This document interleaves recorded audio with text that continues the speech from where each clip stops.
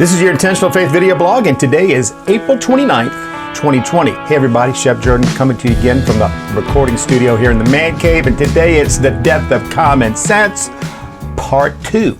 You're probably going, okay, what's up with this Part 2 stuff, Shep? Well, in July of 2018, I wrote a blog post, maybe you saw it, probably didn't, titled The Death of Common Sense. And at that time, I had reached a point where I believed we, as a culture, were coming dangerously close to losing all common sense.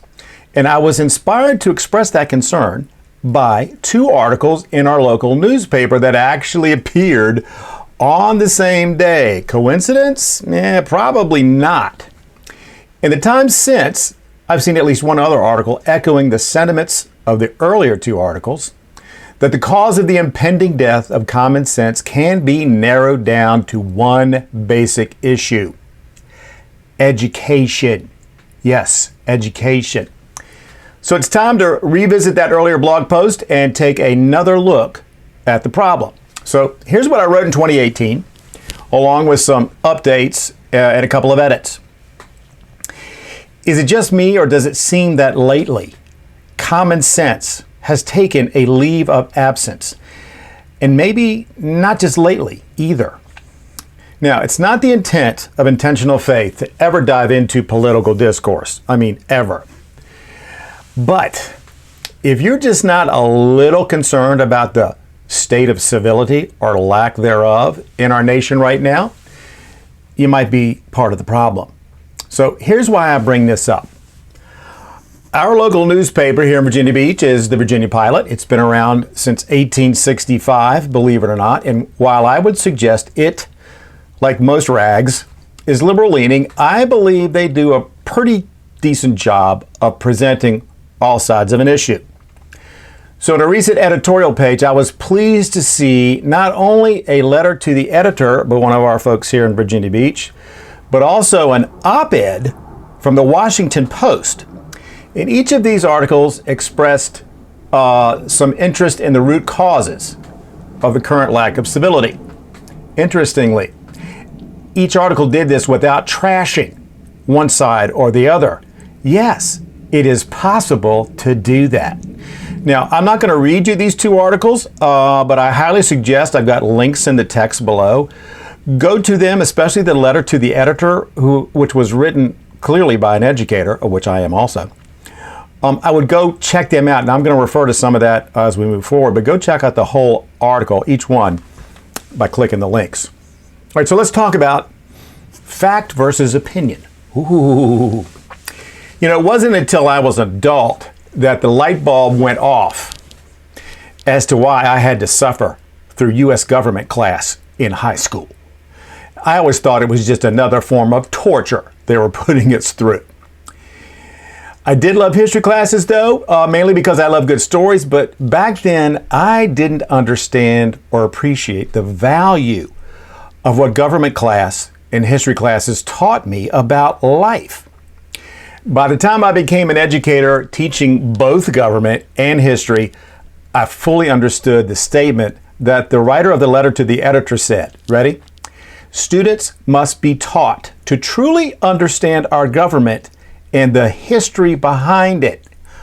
Only by teaching about our nation's history and organizational foundation, including both the positive and negative aspects of our past, can we hope to be the America envisioned by the founders. Yeah, positive and negative parts, all of it.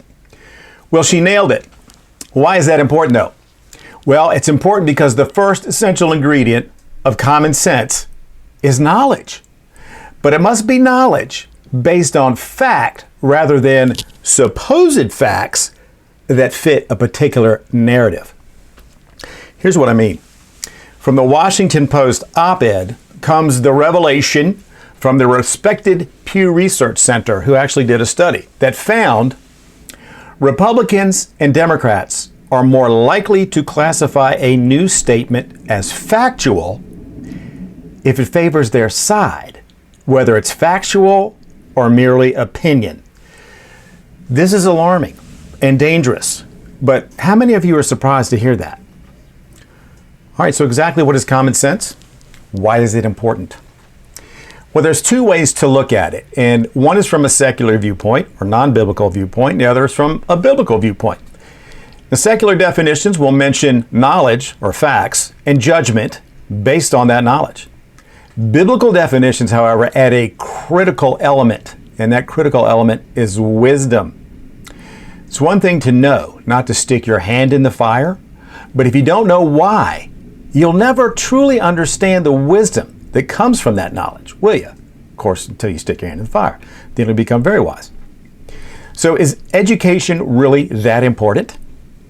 Well, as an educator, I can state without reservation that anyone lacking in the knowledge that comes with an education based on fact will likely not have the common sense necessary to avoid following the wind wherever they allow it to lead them. And that, as we are seeing these days, is exactly what's happening, and it's a dangerous thing. How can anyone let that happen? All right, well, who's responsible? Well, the book of Proverbs is one of the most insightful books of the Bible. You've heard me say that many times, and a true guide for all of our lives. In chapter 22, verse 6, it says, "Train up a child in the way he should go, and when he is old, he will not depart from it." Want a rough translation of that? Here you go. Parents, grandparents, aunts, uncles, teachers, coaches, we all are responsible to ensure the proper, thorough, and consistent education of our children. And yes, that includes taking U.S. government class and teaching the facts as they are, not as we might prefer them to be. But even accomplishing that is being undone. Consider are you sitting down for this? Consider the following, discovered by author David Rubenstein in researching for his book, The American Story, Conversations with Master Historians. Are you ready for this? Here's what he found. Today, you can graduate from any college in the United States without having to take an American history course. It gets worse.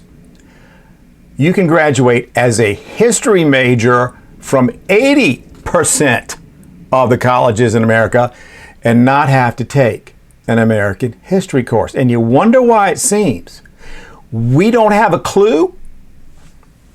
That nails it, doesn't it? Oh, well, let's talk about anger for a second.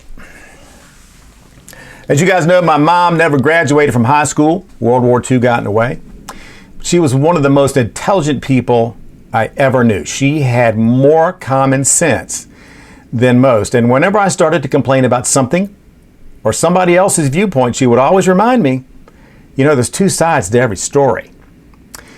And as the writer of the letter to the editors puts it, listen carefully, think critically, and carefully weigh diverse opinions. So let me translate that for you.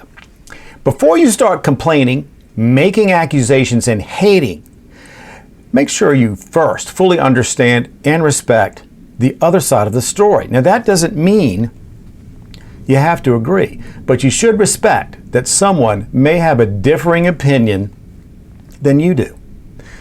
And my mom also used to say, you know what? If everybody thought the same way, the world would be very boring. Yeah, bingo.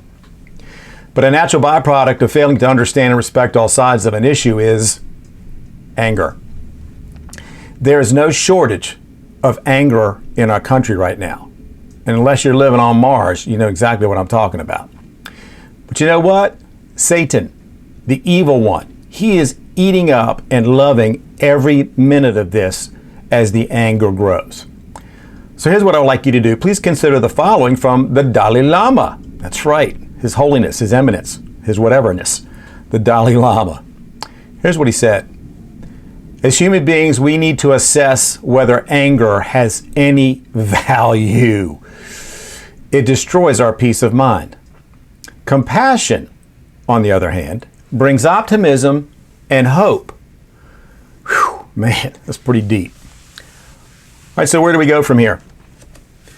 Well, it all starts with the face in the mirror, doesn't it? We all have a choice.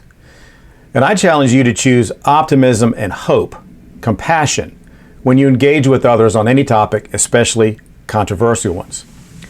But you'll always have to be armed with true knowledge that comes from education, not opinion. The only way to do that is to be vigilant in seeking the truth and not to depend on easy sources that only present their opinion rather than actual fact. All right, my final thought I call History 101. Maybe some of you don't know this because we don't teach history anymore. All right, a little sarcasm there. Can't help it. Two of our founding fathers, John Adams and Thomas Jefferson, maybe you knew this, were known to despise each other. That's right, despise each other. Now, I think a lot of it had to do with huge egos. Okay, that can happen. Nevertheless, they each had a deep respect for the other person. If they hated each other so much, how can that be? Well, the reason is because they were both highly intelligent and educated men whose views were based on fact and a deep desire to make our new country work. They were worthy foes working for a cause greater than themselves. What a valuable and timeless lesson they taught us.